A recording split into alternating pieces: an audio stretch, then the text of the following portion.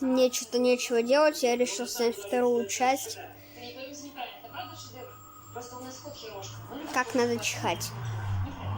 В гостях или дома. Поехали. В гостях!